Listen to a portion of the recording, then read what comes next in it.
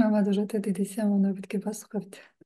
თუ შეიძლება ჩავერთვები. კი, რასაკვირველია. პირველ რიგში უგმეს მადლობა ამ შეხვედრისთვის, იმიტომ რომ მადლობა რა, იმიტომ რომ ძალიან რთული მდგომარეობა გვაქვს მართლა და ჩემთვის ამის მოსვენა იყო ძალიან მნიშვნელოვანი და არის, რა თქმა უნდა, იმიტომ რომ ერთ-ერთი რასაც მივხვდი ამ დღეებში, ქრისტიანობა არის მართლა ჭეშმარიტი სარწმუნოება, იმიტომ რომ იმდენი რამ არის აქ გადაწყვეტილი, იმდენი რამე უკვე წერია და ცნობილია, ძალიან ბევრი პრობლემის გადაჭრა შეიძლება ცხოვრებისეულის და მართლა რომ ჭეშმარიტ ქრისტიანები ვიყოთ საქართველოში ბევრი უკეთესად ვიქნებით ჩემი აზრით და აი რაღაცა ადამიანურად ის დაპირისპირება რომელიც ეკლესიასა და ადამიანებში არის ძალიან ტკივა, იმიტომ რომ ჩემთვის ეკლესია არის პირველ რიგში ნუგეში, ქრისტე არის სიყვარული და არა ის რომ აი ცემოს ვიღაცა და რაღაცა ძალადობა იყოს ადამიანებს შორის და ძალიან ტკივა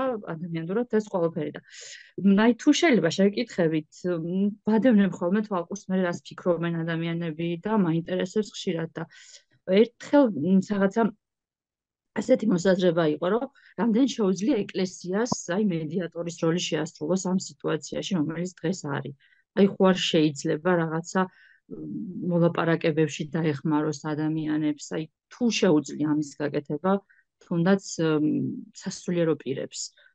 და როგორც ვხედავ, არიან სასულიერო პირები, რომლებიც ჩემთვის პირადად არის სინათლის შუქურა ამ თუ დროში, თუმცა არიან ისეთებიც, რომლებიც რაღაცა პირდაპირ მოწოდებებით გამოდიან ხოლმე და ეხლა მე არა ვარ ისეთი ჩვეულებრივი ადამიანი ვარ, უბრალოდ დიდი ხანი დავდიოდი ეკლესიაში და ყოველდღე ვკითხულდი ერთავს სახარებას.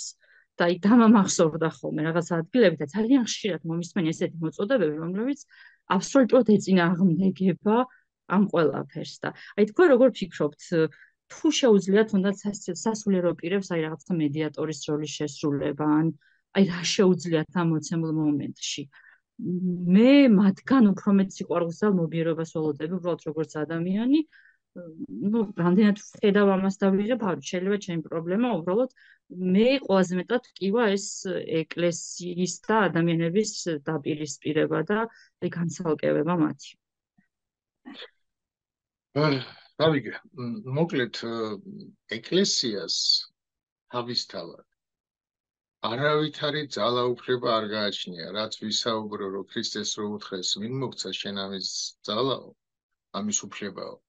აი ასე შეუძლია ნებისმიერ მთავრობას ეკლესიას უთხრას, შენ ვინ მოგცა ამის ძალა, ამის უფლება, რომ შენ მედიატორი იყო. ეს თვითონ მთავრობამ უნდა მოითხოვოს, მაგრამ სამწუხაროდ ჩვენთან მთავრობები ეკლესიას კი არ ეხმარებიან, რომ ხალხში გავიდეს და არამედ ეკლესიას იყენებენ თავიანთი მიზნებისთვის. უნდათ თავიანთი ბოროტება ეკლესიას გაამართლებინო. ასე იყო წინა და ასე არის ახლაც. და ზოგიერთი ამას აყოლილი არსებობს ესეთი მსახურები, რომლებიც ამას აყვნენ და მთავრობის რაღაც უმსგავსო საქციელს ამართლებენ იმ გაგებით, რომ თითქოს და სატანისტები არიან ვიღაცები, სხვები, ვინც ისა. თუ ეს ხალხი სატანისტებია, მე არ ვიცი. და მეორე კიდე სატანისტი რომც იყოს, სახელმწიფო პოლიციელს არავითარი უფლება არ აქვს ადამიანი რწმენის მიხედვით გაარჩიოს. მას არ აქვს უფლება ის რომ მორწმუნეს კეთილად მოიქცეს და ურწმუნოდ თემოს. ის სახელმწიფო ჩვენი ქვეყნის შვილია და ის იგივე კანონით მოპყრობას, ნებისმიერ იგივე კანონით მოპყრობას იმსახურებს, როგორც იმ პოლიციელის შვილი. რაც შეეხება ახლა ეკლესიას, ხშირად ისიც მესმის, რომ აი ის ესე რატო ამბობს და ერთი რატო არ ახარ და ერთი იყო ეკლესია კომუნიზმის დროს. ამბობდა იმას, რასაც კომუნიზმი ავალებდა.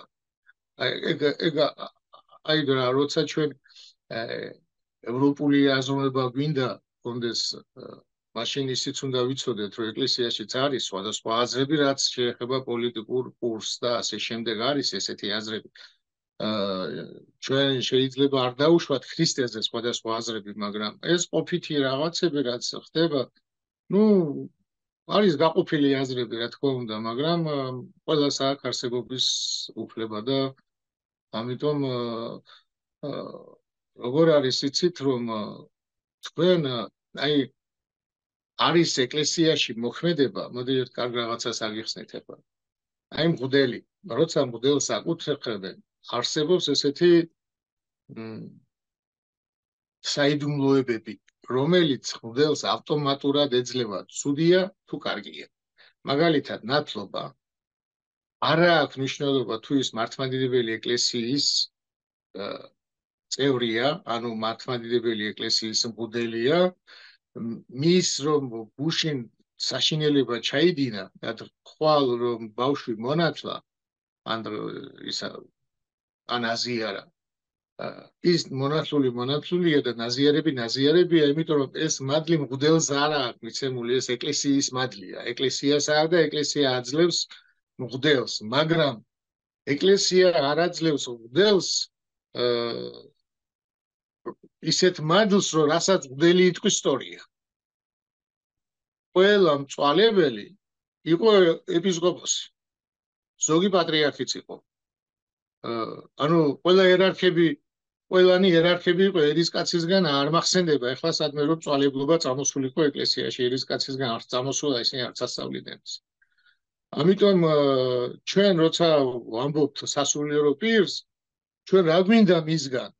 ეს უნდა გავარკვიოთ, თუ ნათლობა გვინდა ნებისმიერთან მონათლე, რომელიც მართლმადიდებელი ეკლესია ნებისმიერ ტაძარში, მართლმადიდებელ ტაძარში შედი, მონათლე შვილი, მაგრამ ყველას არ უნდა მოусმინო, იმიტომ რომ მოსმენის, ანუ ქადაგების, სწავლების მადლი ეს პიროვნულია. ეს არ ეძლევა მღვდელს ხელდასხმით. ამიტომ ვიღაცა იქეთ არის, ვიღაცა ესეა, ვიღაცა რაღაცით არის გაყიდული, მოსყიდული, არ ვიცი რა, 1000 რაღაცა ხდება. თქვენც უნდა აარჩიოთ, ყველა თეთრი რო იყოს, თქვენც დაჩლუნდებოდით ეკლესიის მიმართებაში. და ყველა შავი რო იყოს, მაშინაც დაჩლუნდებოდით, იმიტომ რომ თქვენ თვითონ უნდა იაზროვნოთ, ვის მოусმინოთ და ვის არ მოусმინოთ. ვისთან მიხვიდეთ და ვისთან არ უნდა მიხვიდეთ. ეს ყოველთვის ესე იყო, ეს არ არის დღევანდელი პრობლემა. ყოველთვის იყო. ამიტომ არჩევანი თქვენზეა. რომელ მხარეს დადგებით.